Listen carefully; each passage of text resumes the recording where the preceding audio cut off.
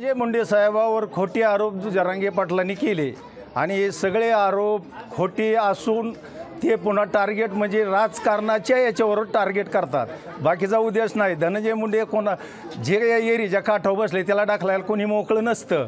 ते त्यांना राजकारण करायचे, त्यांना पुढं जायचं, ते भविष्यात मोठा नेता होणार आहे.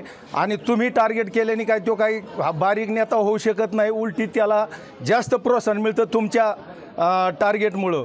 आणि धनंजय मुंडेला वारंवार जर तुम्ही टार्गेट करीत असाल तर पूर्ण ओबीसी समाज त्यांच्या पाठोमागं जास्त बहुसंख्येने उभा राहतोय.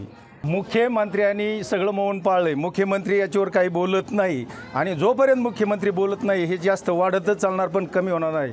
असं दोन्ही समाजात दुफोळी झाल्याशिवाय राहणार नाही आणि याचे परिणाम महाभारताकडे जाऊ शकतात. जसं महाभारतात घडलं, धनंजय टार्गेट करीत राहिले, समोरची पार्टी धनंजयावर टार्गेट करीत राहिले, त्याच्यामुळं देवाला कुठंतरी भूमिका घ्यावी लागली आणि धनंजयाला सावरावं लागलं आणि सावध होऊन त्याला तोंड द्यावं लागलं.